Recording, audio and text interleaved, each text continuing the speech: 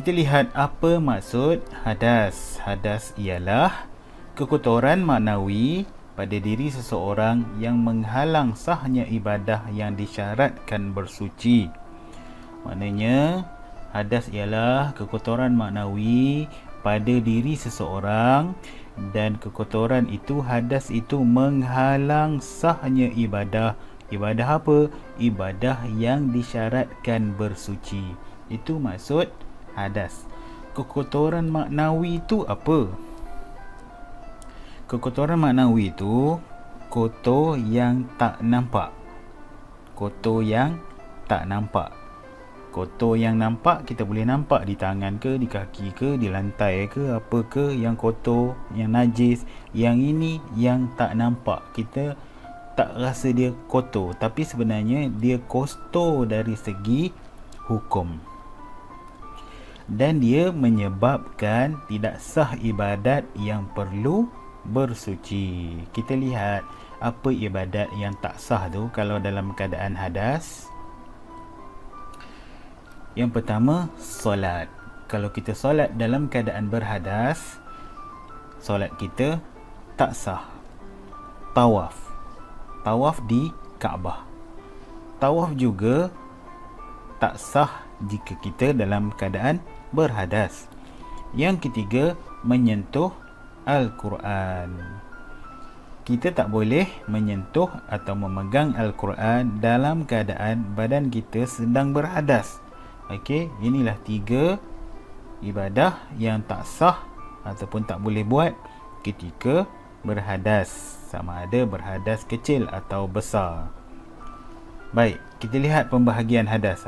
Tadi dah Ustaz sebut hadas kecil dan hadas besar. Jadi 2 jenis hadas inilah pembahagian hadas.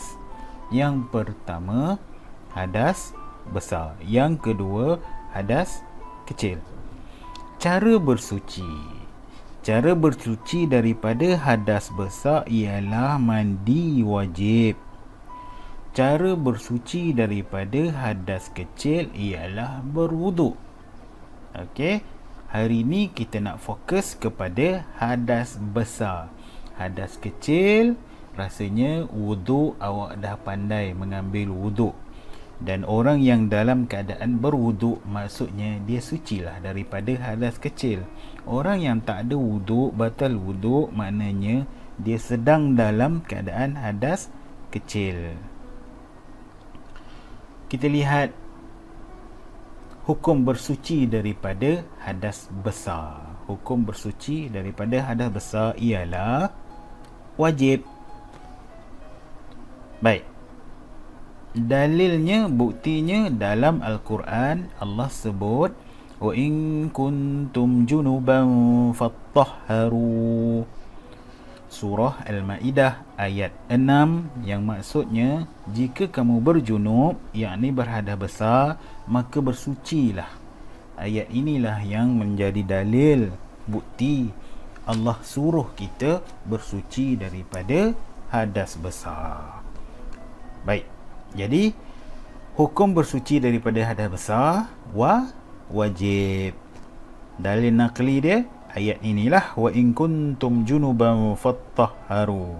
Ayat ini panjang, tapi kita ambil dekat yang menyebut bersuci daripada hadas besar. Kita lihat pula perkara-perkara yang menyebabkan seseorang itu hadas besar. Selepas ini awak sepatutnya boleh menjelaskan perkara-perkara yang menyebabkan hadas besar. Yang pertama, keluar mani. Keluar mani. Mani ialah cecair yang keluar daripada kemaluan ketika seseorang itu mencapai puncak syahwatnya. Okey, maka ketika itu keluar air mani, menyebabkan dia berhadas besar. Yang kedua, nifas. Apa itu nifas? Nifas di sini ada tulis darah yang keluar selepas melahirkan anak. Ini terjadi kepada perempuan lah. Kemudian wiladah. Wiladah tu apa? Wiladah iaitu melahirkan anak. Jadi wanita yang melahirkan anak bermakna dia dalam keadaan hadas besar. Kemudian mati. Semua orang tahu mati. Mati itu apa? Matilah, meninggal dunia. Orang yang meninggal dunia dalam keadaan berhadas besar. Jadi macam mana dia nak bersuci? Orang lain lah perlu bersuci untuk dia. Sebab yang kelima, haid. Haid tu apa? Dalam buku teks ada tulis haid, darah yang keluar daripada rahim wanita yang sihat sesudah baligh.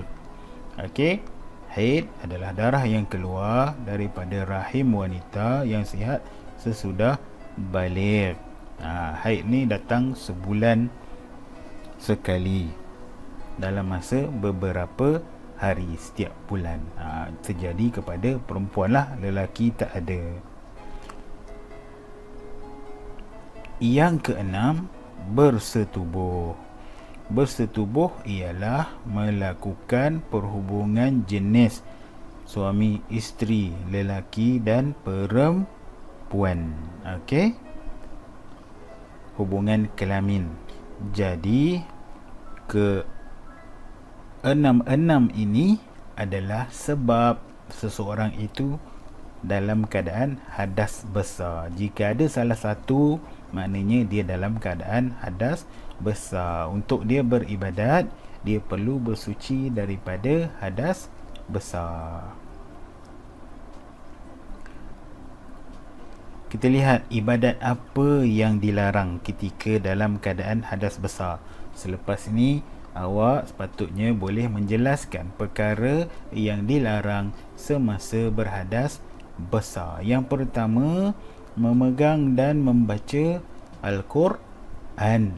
Memegang dan membaca Al-Quran. Tak boleh pegang, tak boleh baca Al-Quran dalam keadaan hadas besar. Yang kedua, solat. Solat juga tak boleh ketika dalam keadaan hadas besar.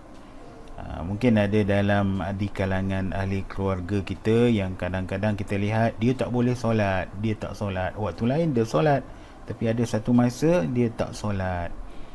Itu mungkin dia dalam keadaan hadas besar, ahli keluarga perempuan lah. Yang keempat, tawaf di Kaabah. Orang yang berhadas besar tidak boleh tawaf di Kaabah. Tawaf tu apa?